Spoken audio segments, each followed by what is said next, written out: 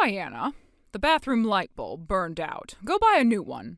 Oh, and while you're at it, grab some flour, a large bottle of sake, and a bulk bag of potatoes. You can get them all at the local supermarket, right? Alyssa, I'm sorry, but I'm in my final month of pregnancy now. So? It's not really safe for me to drive anymore. Huh? Then walk. That's even more impossible. It's not that far to the store, is it? Stop making excuses and just go. Unlike you, I'm busy preparing to welcome Emily back home for her new job. I'm letting you live separately, even though you should be living with us. The least you can do is contribute for once. Now, off you go. Chop, chop. I'm sorry, but I really can't.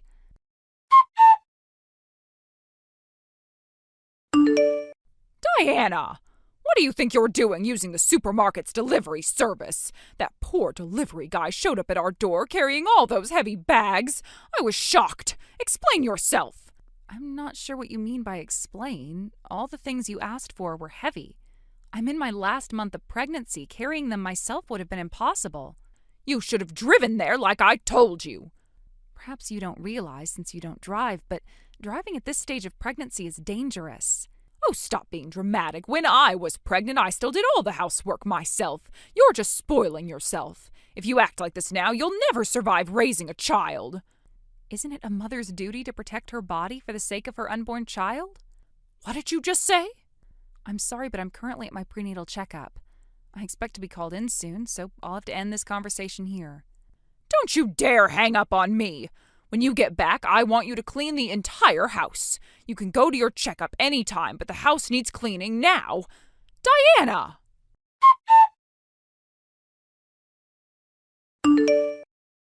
Diana, are you at home right now?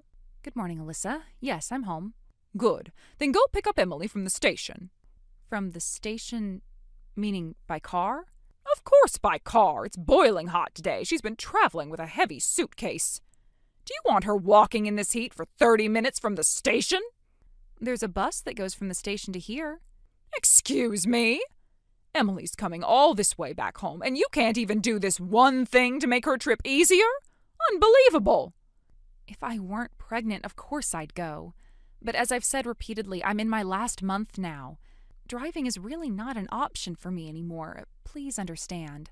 Stop using your pregnancy as an excuse. You can drive if you really want to. If you don't go pick her up, Emily will be left waiting at the station in this heat. Don't you feel bad for her? If she ends up with heat stroke, it'll be your fault, you hear me? All right, I understand.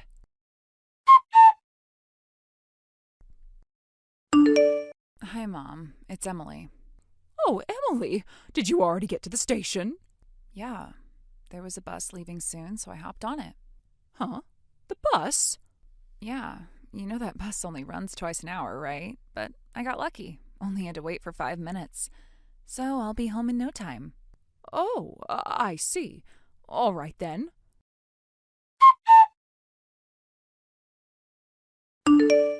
Diana? Hello? Emily just told me she took the bus home. You did go pick her up like I told you to, right? Why haven't I heard a single word from you since? What on earth is going on? When your mother-in-law contacts you, you're supposed to drop everything and respond right away. How many times do I have to tell you that? Diana! Where is your reply? Not even marking the messages as read? Honestly, what a useless, hopeless wife you are. You know what? At this point, I might seriously have to start considering divorce. This is completely unacceptable.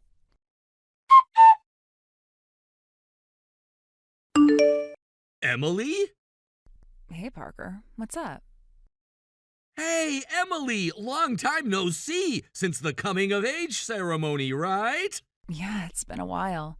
Wait, is this about the class reunion or something? No time for small talk. I need to get to the point. Okay. Diana, she's your brother's wife, right? Yeah, my sister-in-law. Why?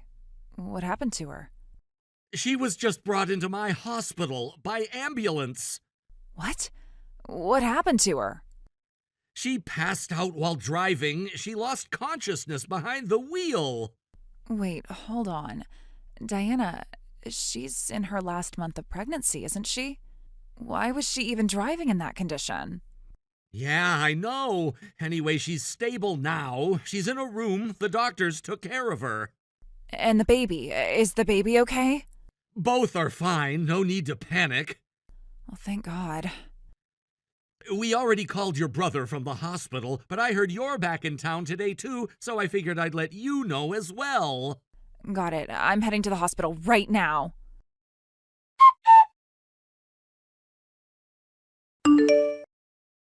Diana, enough already. Answer me. You are absolutely hopeless as a wife. You know that. Listen carefully. I want you at the house right now. Someone needs to knock some sense into you. Mom? What exactly are you doing to a pregnant woman? Huh? Emily? Yeah, it's me, Emily. I saw Diana's phone blowing up with nonstop notifications and figured I'd check. Turns out, every single message was from you. But why are you the one? Honestly, it's exhausting just seeing them. So let's switch to my phone, okay? It's getting ridiculous. Right.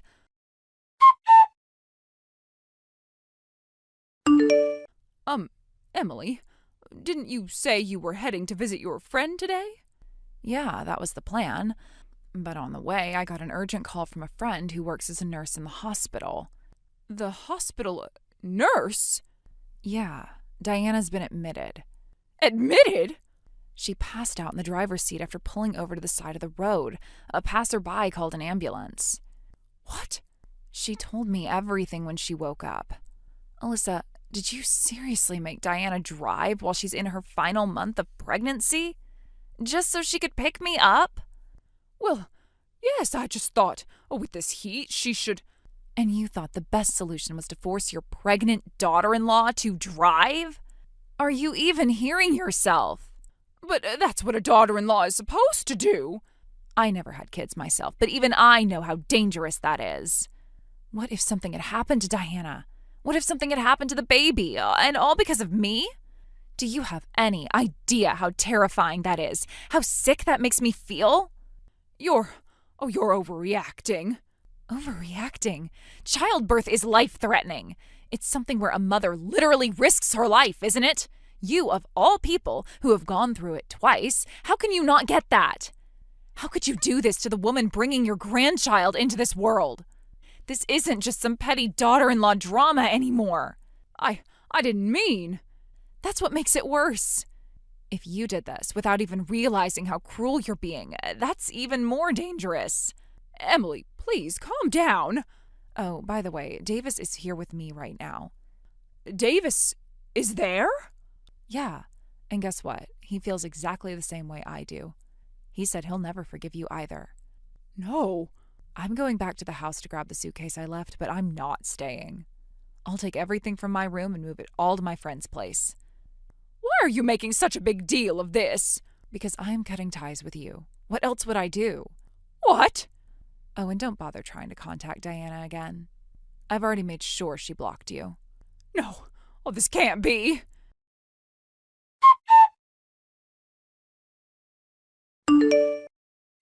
Emily, what am I supposed to do? Your father, he's told me he wants a divorce. Yeah, I know. What? Davis told Dad everything. All the things you've done to Diana. No, oh, this can't be. Dad said if you sign the divorce papers without making a fuss, he'll make sure you're financially supported for a while, so you won't be left high and dry after living as a housewife all these years. He's still being kind, isn't he? No, divorce, and now Davis and you're cutting me off too? How did it come to this? There's only one answer to that. You brought it on yourself.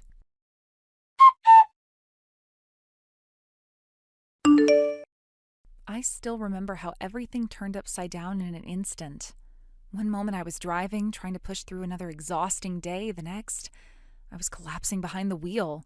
The stress, the endless emotional strain from the suffocating family politics, the late stages of pregnancy, it all finally caught up to me. I woke up in the sterile white walls of a hospital room, disoriented, overwhelmed by the quiet beeping of monitors, the distant echoes of medical staff. But amidst the chaos of that moment, a miracle arrived.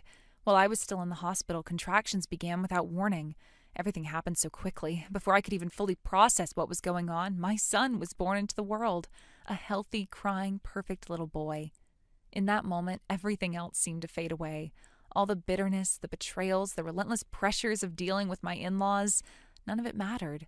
He was here, he was safe, and despite everything, both of us were healthy. That alone felt like the universe was giving me a second chance. When I was finally discharged, I expected to return to the old house near my husband's family home, the same suffocating space filled with ghosts of arguments and unwanted meddling. But instead, I was greeted with something completely unexpected. The address they took me to was in a completely different city, about an hour away from my husband's old family house. It was a fresh start, a brand new apartment, untouched by the poisonous memories of the past, a place where I could finally breathe. I later learned that during my hospitalization, while I was unconscious and helpless, everything had reached its conclusion. My husband and his father had made the decision I had quietly prayed for, but never dared hope would actually happen. They severed all ties with my mother-in-law. The woman who had made my life a living hell for so long, who constantly belittled me, controlled me, inserted herself into every aspect of our marriage, our finances, even my pregnancy, was finally gone. Apparently, my father-in-law had officially divorced her while I was still in the hospital. There were no dramatic scenes, no desperate pleas for reconciliation. It was cold, decisive, absolute. She was stripped of her title, her position, her influence. Worse yet, both of her children, my husband and his sister, turned their backs on her. They declared they wanted nothing more to do with her. She was cut off entirely. The humiliation was public. Neighbors whispered about her downfall. Old acquaintances avoided her gaze. The woman who used to hold court in the family home, who thrived on controlling others, found herself completely alone. And the cruelest twist? The grandchild she had once pretended to look forward to meeting, the grandchild she bragged about to her friends, even as she scorned me, she would never lay eyes on him. She wasn't even given a photo. It was as if she had been erased from our family tree, her existence nothing more than a bad memory we all desperately wanted to forget. From what I heard, she tried to cling to the few distant relatives she had left, but none of them wanted anything to do with her. Years of arrogance, of lording over others, of treating people like pawns, those bridges were long burned. She had nowhere to go. In the end, she moved into a cramped, suffocating one-room apartment in a run-down part of town. Gone were the fancy kitchens, the designer furniture, the manicured gardens she once obsessed over. Her world was reduced to 4 walls and a stained futon. The lavish lifestyle she had once clung to like a badge of superiority had vanished. Now she lived hand to mouth, barely scraping by on the wages of a part-time job she had no choice but to take at a local supermarket. And even there, the humiliation followed her. Customers whispered, coworkers pitied her. She, who once looked down on people like them, was now among them, lower than them perhaps, for she had fallen from a greater height. It was said that at night she lay alone in that dingy apartment, drowning in regret. She would weep silently into her pillow, haunted by the echoes of a family that no longer existed. There was no one left to lean on, no friends, no children, no spouse. She had gambled everything on control, on status, on pride, and lost. Sometimes I wondered if she deserved even that tiny shred of sympathy. A part of me, the part that had once cried endless nights under her tyranny, felt satisfied knowing that justice had finally been served. But another part of me, perhaps the mother I had become, felt a hollow ache when I thought of her. No one, no matter how cruel, deserved such an empty, loveless ending. But life has a way of balancing the scales. While she was facing her solitary, bitter twilight years, I found myself surrounded by warmth. My husband, once suffocated by the oppressive influence of his mother, had changed. The weight of her manipulation lifted, and he became a different man. Gentler, more attentive, more willing to stand by me as an equal, not as someone trying to balance between his wife and his domineering mother. He finally saw me as his true family, the one he vowed to protect. Even his sister, once a passive bystander in their mother's games, found the courage to break free. She moved into an apartment nearby. We weren't exactly best friends, but the old tension between us had dissolved. We were mothers now, both of us, and perhaps that was enough common ground to rebuild something healthier. My father-in-law, freed from a lifetime of emotional abuse, seemed to rediscover himself. He visited often, bringing fresh vegetables, little toys for his grandson. I saw in him a man trying to make up for lost time, for the years he had been a silent accomplice to his wife's cruelty. He apologized often, sometimes too much, but I understood. We were all healing in our own ways. Our new life wasn't luxurious, it wasn't perfect, but it was ours. There were no more surprise visits from the in-laws barging in without notice, no more lectures about how I wasn't raising my son correctly, no more cruel remarks about my cooking, my cleaning, my appearance. I could finally decorate our home the way I wanted. I could cook meals that made us happy, not meals that met some impossible standards set by a bitter old woman. Every night I tucked my son into his crib in a room that felt like a sanctuary, not like a prison. And I would whisper to him about the future, our future, one built not on control, not on appearances, but on love, respect, and honesty. Sometimes I still had nightmares, visions of my mother-in-law barging into our peaceful life, trying to reclaim what she believed was hers. But then I would wake up to the soft breathing of my son, the gentle touch of my husband's hand in mine, and I knew I was safe. She couldn't hurt us anymore. Her kingdom of lies had crumbled, and in its place, we built something real. Even now, when I hear rumors of her pitiful existence, I feel nothing. Not pity, not satisfaction, just emptiness. She was a chapter we had closed, a ghost of a past life I no longer recognized. Perhaps that was the greatest revenge of all. Not that she was left alone, but that we were no longer even needing to think of her. She had made herself irrelevant. The memory of that day, the day everything changed, still haunts me. I had been so exhausted, so physically and emotionally drained by the constant battles and stress, that my body had finally rebelled. I collapsed behind the wheel while driving, a mixture of fatigue and the overwhelming emotional toll that had been building up over the years. Everything felt like too much. My pregnancy, which had been fraught with tension and the strain of familial expectations, became the final breaking point. And thank God that was the case.